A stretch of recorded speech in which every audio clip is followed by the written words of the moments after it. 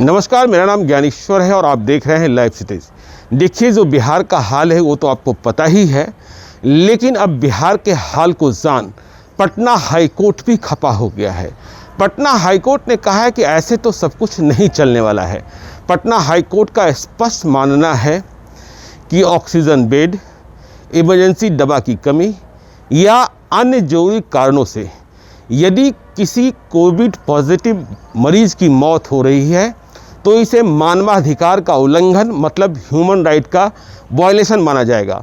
तो पटना हाईकोर्ट ने बहुत ही कड़ा रुख अख्तियार कर लिया है। आपको पता है कि कल ही इलाहाबाद हाईकोर्ट, मतलब यूपी में इलाहाबाद हाईकोर्ट ने इतना सख्त ऐतराज़ किया व्यवस्था पर, पॉलिटिकल सिस्टम पर, एडमिनिस्ट्रेटिव सिस्टम पर, कि हाईकोर्ट ने कहा कि 5 शहरों में, जिनमें गोरखपुर, प्रयागराज, लखनऊ, कानपुर और वाराणसी भी शामिल था, वहां हम 26 अप्रैल तक लॉकडाउन लगाते हैं। हालांकि योगी आदित्यनाथ, जो स्वयं आइसोलेशन में हैं, उनकी सरकार ने हाईकोर्ट के निर्देशों को मानने से इनकार कर दिया है और कहा है कि हम इसके खिलाफ सुप्रीम कोर्ट जाएंगे, सख्ती बरत रहे हैं। खैर, हम बात कर रहे हैं बिहार की। तो देखिए, बिहार में पटना हाईकोर्ट ने कल इस मामले पर सुनवाई की जस्टिस चक्रधारी शरण सिंह और मोहित कुमार शाह की खंडपीठ ने, और जाना कि बिहार का हल क्या है। हाईकोर्ट को इस बात से भी ताज्जुब हुआ कि हाईकोर्ट के एक पदाधिकारी की मौत कोविड-19 के कारण हो गई। हाईकोर्ट ने अपने रजिस्ट्रार जनरल महानिबंधक को कहा है कि आप यह पता करें कि मौत की वजह क्या थी, ऑक्सीजन की कमी या और कोई परिस्थिति थी। यदि ऑक्सीजन की कमी हुई है तो यह बहुत ही गंभीर मामला है, बहुत ही गंभीर मामला है।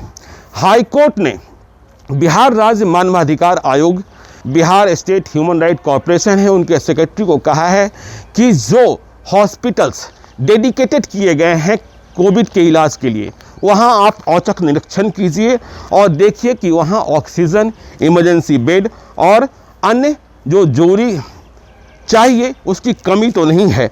आयोग के सचिव को यह भी कहा गया है कि आप पटना एम्स के निदेशक के साथ मिलकर आज ही, मतलब आज तारीख 20 अप्रैल को NMCH, जिसे डेडिकेटेड कोविड हॉस्पिटल बनाया गया है, वहाँ का इंस्पेक्शन करेंगे। इसके अलावा आपको दूसरे अस्पताल जो हैं वहाँ का भी औचक निरीक्षण करना है। आपको पता है कि NMCH में कल एक नोटिस चस्पा कर दिया गया था कि वहाँ बेड नहीं है, इसलिए रजिस्ट्रेशन नहीं हो सकता है।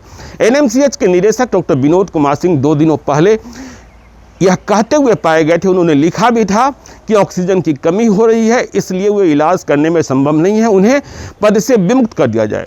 कल उन्होंने एक बात और कही थी जब जाप सुप्रीमो पप्पू यादव गए थे कि जो RT-PCR टेस्ट में विलम्ब हो रहा है रिपोर्ट हासिल करने में, तो उनका कहना था कि देखिए, हमारे डॉक्टर्स जो है वो 24 घंटे में रिपोर्ट तैयार कर दे रहे हैं, लेकिन उसे अपलोड करने वाला कोई नहीं है। ये भी देखिए एक गंभीर मसला कि रिपोर्ट तैयार हो जा रही है, अपलोड नहीं हो रहा है, तो फिर जब रिपोर्ट ही नहीं मिलेगी पेशेंट को तो 7-7 दिन इसी में वक्त जाया हो जाएगा, तो मरीज की जान कैसे बचाई जा सकती है।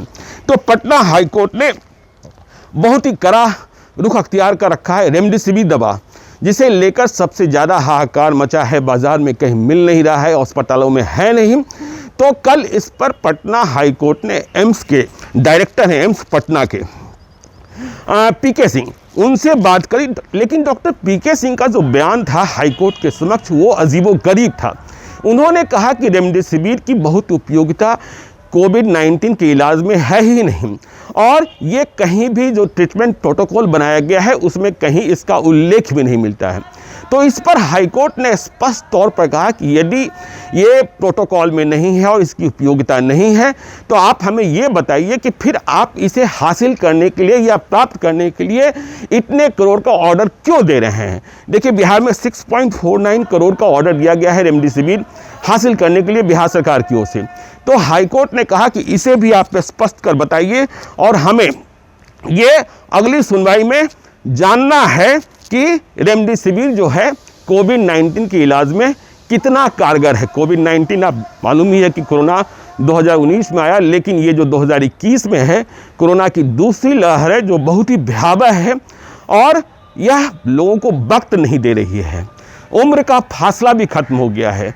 जब 2020 था तो कहा जा रहा था कि सीनियर सिटीजन्स हैं, उन्हें ज़्यादा खतरा है, लेकिन इस दफ़े तो 18 साल, 22 साल, 25 साल, 27 साल, 35 साल सभी को ये कोविड जो है निगल रहा है और वक्त भी नहीं दे रहा है। सबसे बड़ी बात कि इस दफ़े वक्त नहीं मिल रहा है। बुखार आता है, फिर अचानक से ऑक्सीजन लेवल कम होने लगता है और फिर पेशेंट की मौत हो जा रही है। अस्पतालों की स्थिति आपको मालूम है कि अस्पताल में बेड नहीं मिल रहे हैं और बेड मिल भी गया तो ऑक्सीजन नहीं है। बड़े बड़े अस्पताल कह रहे हैं कि यदि आपको भर्ती कराना है तो ऑक्सीजन की व्यवस्था करके आइए, लेकिन आदमी ऑक्सीजन की व्यवस्था करे तो कहाँ से करे। बिहार में ऑक्सीजन की सप्लाई को लेकर हाहाकार तो आपको मचा ही है। हालांकि जिला प्रशासन ने यह बंदोबस्त किया है कि अब इंडस्ट्रियल यूनिट्स को नहीं दिए जाएंगे, सीधे हॉस्पिटल्स को दिए जाएंगे। लेकिन इस फेरे में यह भी एक समस्या पैदा हुई है कि सरकार जो है वो सिर्फ सरकारी और जो डेडिकेटेड हॉस्पिटल्स हैं उन्हें ही दे रही है। जो दूसरे प्राइवेट हॉस्पिटल्स हैं उन्हें ऑक्सीजन नहीं मिल रहा है और मरीजों की संख्या जितनी है वह सिर्फ डेडिकेटेड और सरकारी अस्पताल इलाज करने में संभव नहीं है।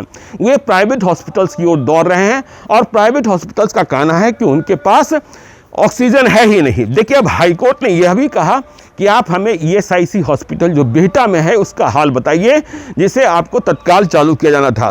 तो इसका जो जवाब दिया गया है, कहा गया है कि इंडियन आर्मी, देखिए भारतीय सेना की मदद मांगी थी पिछले दिनों बिहार सरकार ने, तो जवाब ये मिला कि 5 डॉक्टर और 15 नर्सिंग स्टाफ जो आर्मी के हैं वो पहुँच गए हैं और इसे चालू करा दिया गया है। इसके बाद हाईकोर्ट ने कहा कि देखिए, कंकड़बाग में जो मेदांता हॉस्पिटल बन रहा है या यूँ कहें कि बनकर तैयार है करीब करीब, उसे और राजेंद्र नगर में जो आई हॉस्पिटल है, नेत्र चिकित्सालय है, दोनों को आप तत्काल कोविड सेंटर्स के रूप में तब्दील कीजिए, मतलब वहाँ भी इलाज शुरू हो सके। तो हाईकोर्ट ने कड़ा रुख अख्तियार कर रखा है। आज पटना एम्स के डायरेक्टर को बिहार मानवाधिकार आयोग के सचिव के साथ NMCH का निरीक्षण करना है और इसके बाद कोर्ट को रिपोर्ट देनी है। तो कोर्ट एक्टिव हो गया है।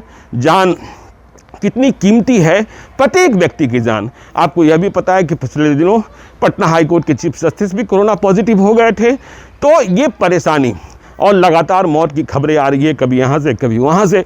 कल आपको यह भी पता है कि JDU के विधायक मेवालाल चौधरी जो पूर्व शिक्षा मंत्री थे, उन्हें भी कोरोना ने निगल लिया। अब बरहरिया के जो RJD विधायक हैं उनके बारे में भी खबर आ रही है कि वे भी कोरोना पॉजिटिव हो गए हैं।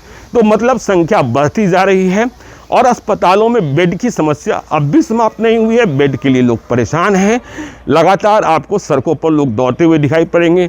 और इसके बाद देखिए, पहले मौत को हराने की जंग, और जब जिंदगी हार जा रही है तो इसके बाद क्रीमेशन घाट पर, बांस घाट पर भी लंबी कतारें देखी जा रही है, लंबी प्रतीक्षा देखी जा रही है। तो हालात बहुत ही नाजुक हैं, भयावह हैं। ऐसे में आपको स्वयं को बचाना है, अपने परिवार को बचाना है। आपको अपने को, अपने परिवार के लिए, समाज के लिए, देश के लिए जिंदा रखना है। सुरक्षित रहिए, सतर्क रहिए, मास्क का इस्तेमाल कीजिए, सैनिटाइजर से अपना हाथ साफ करते रहिए और टीका जरूर लीजिए।